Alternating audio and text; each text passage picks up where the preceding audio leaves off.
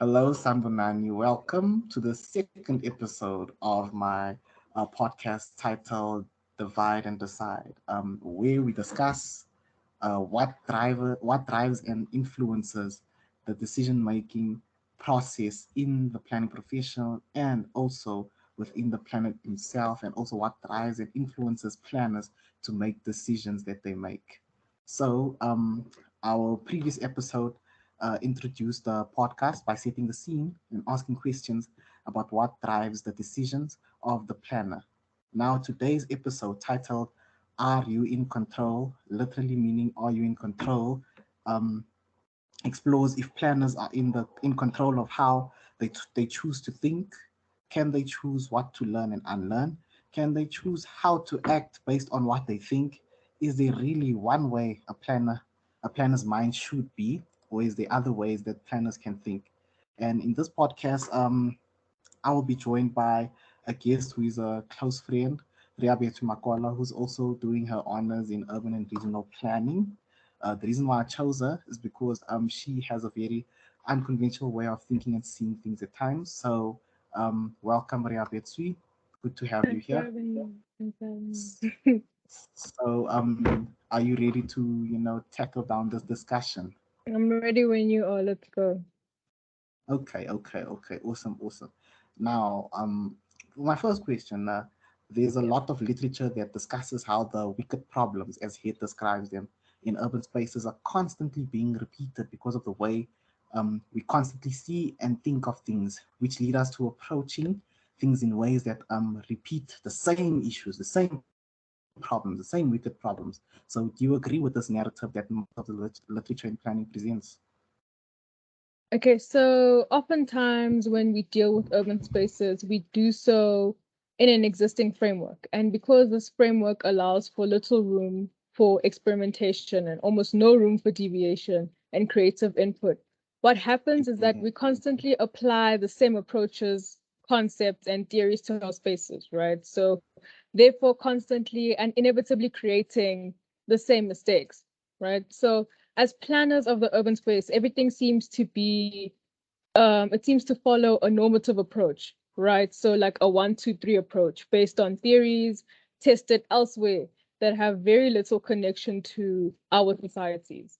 Maybe the yeah. physical built space is resemblant of the West, but that's about it, right? So it's the technocratic setback, the lack of understanding, or even the realization that our own way of thinking is flawed, right? We don't all think the same, but we are introduced to certain areas of planning from a specific point of view, right?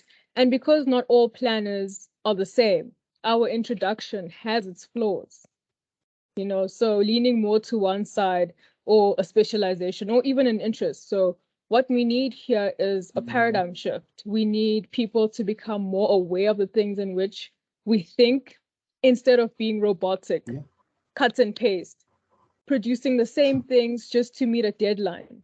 Look at the IDP, right? For example, right? They all look the same, right? What these frameworks need are fresh eyes, a new perspective, and an open mind. They need to be that's revisited true. and restructured, right, to allow for more flexibility. Maybe in doing that, allowing more flexibility within these structures, we will open up a space for ingenuity, creativity, Mm-hmm. not only critical thinking, but also like creative thinking. So yes, I agree Nice. with the narrative. Yeah, Yeah, definitely. I see how you agree with the narrative and how exactly you Yeah. link, how exactly you link that. Say, okay, this is the way things are, and this is what results. You understand? And Yeah. constantly we keep seeing the same things and hearing the same things Over over and and over, over and over. and Yeah. then we like lack this whole the nick for questioning. You understand? We Yes, for need the nick of investigation. questioning. Yeah. Like, okay. Oh yeah, the Yeah. investigative Nick. Yes, that's true. That's true. So then this also leads us to our next question. So one of our professors, Profana, has a reading that is titled "The Challenges of Theorizing About the Global South: A View from an African Perspective." And in this reading, he suggests that we should identify Western trends in our thoughts, especially as planners, and shift from them to create some sort of contextual way of planning. Do you think that this suggestion can create like an opportunity for us as upcoming planners to develop a new way of thinking about space and help planners choose how to think or have control over how they think? What's your take on that? Okay, so my point of view is that it does present an opportunity, right, to rethink planning, its structures and approaches, right? We first need to make planners aware of the ways that they think, Yeah. right? And then we need to introduce alternative ways of thinking. And we have to present them with the opportunity of changing instead of pointing out the flaws outright, right? Because some people have very strong beliefs, right? And so also the time frame to achieve this is unstated and it's unpredictable, you know, because we Mhm, don't all mhm, think the mhm. same way or process information at the same rate. Yeah. Much like many other interventions, we may not be able to achieve this in our lifetimes, or we may, because, like I said, the Mhm, mhm. timeline is unstated. And then on the other hand, Yeah. and I'm just playing devil's advocate here, is that I can Mhm. argue as to why should we deviate when so much of our lives have already been westernized? You know, we live in westernized cities, we live a Western life, so we can apply westernized principles, right? Maybe our attempts to deviate is what is causing the problem here. But that's obviously just like a passing thought. That's just me Opinion. playing devil's advocate, you know what I mean? Yeah.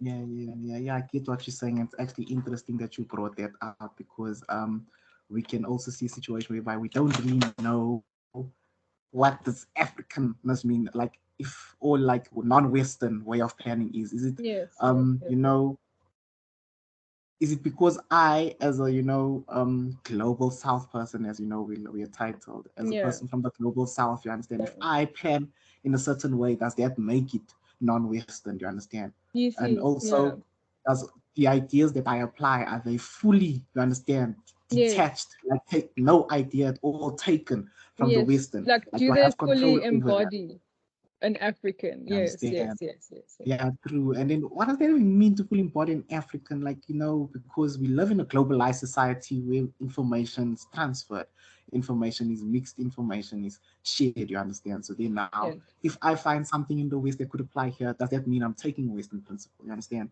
So then yeah. that's kind of the stuff that we should try to like, question and see.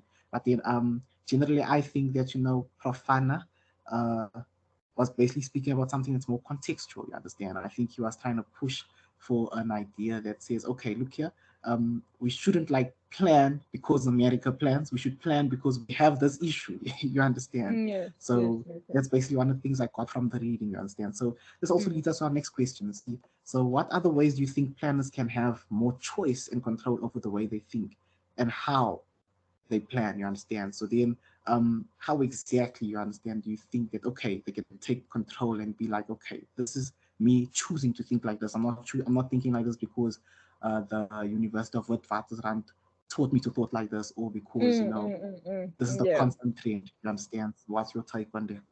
Okay, so for me, the two anchoring things that we will need is experience and communication, right? Mm, So first, they need to be aware of how they think and how they plan, right? And we need to be aware of our grounding principles, right? And what type of planner do they want to be, right?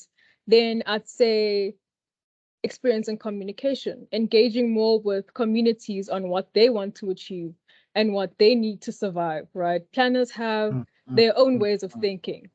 For example, social integration. We need to understand that some neighborhoods thrive because they have their anchoring values, beliefs, and strategies, right? Sometimes we apply these principles and ideologies and end up causing the destruction of communities, right? Like Yeah, destruction of true. safe places. So yes, awareness, experience, and communication will be definitely important in achieving this. Yeah. Oh wow, yeah, I like the way you actually went down to the ground to like the communities, you understand, Yeah. because that's the people we should think of Yes, yes, yes. when we actually start to Those plan. are It our should priority. Yeah. they should be our Yeah. priority. I mean, that's why many of the time we're taught, you understand, to like Mhm. look more into context. You understand? Look more into context. Who's there? What do they need? You understand? What's needed there?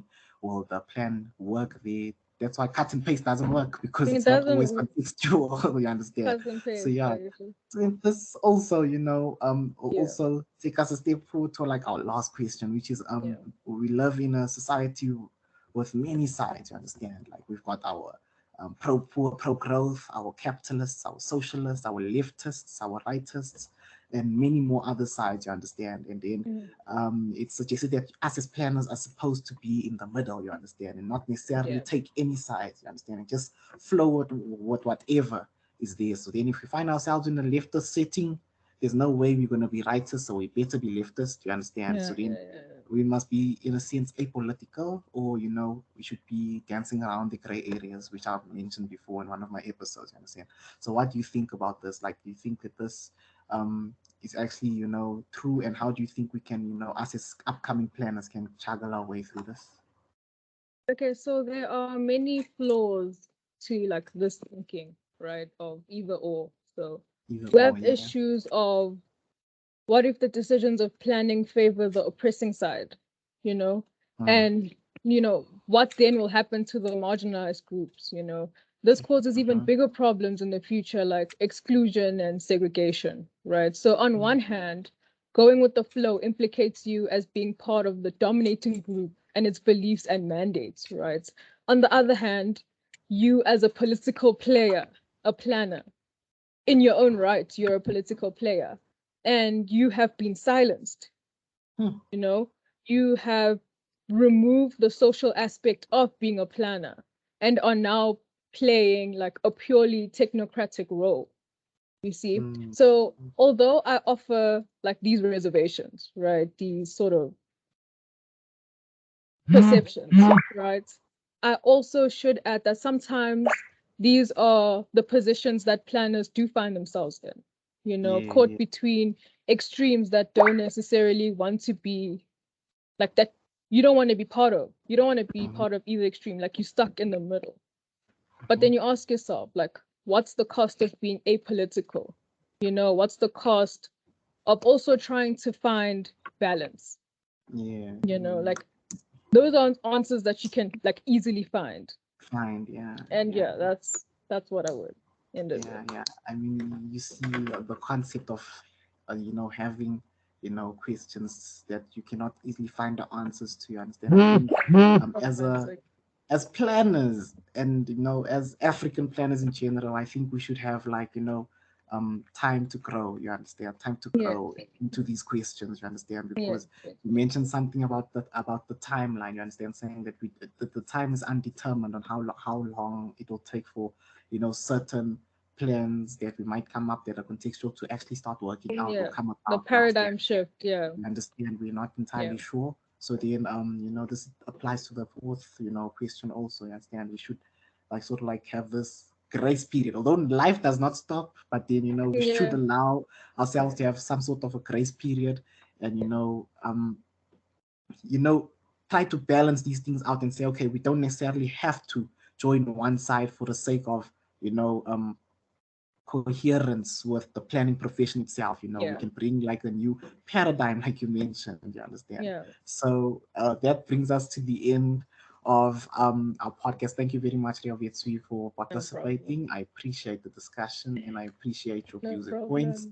problem. Thank you, listeners. Thank you for being here this long, and I hope you get to listen to the next episode, which will be talking about the inner self, or looking within. You understand? Looking within, the reason why you do what you do, the values within yourself, the reason why you would choose to side with a certain political affiliation. So be sure not to miss it, because it definitely links to what we're talking about now. And that's it from me. Thanks once more, and see you on the next episode.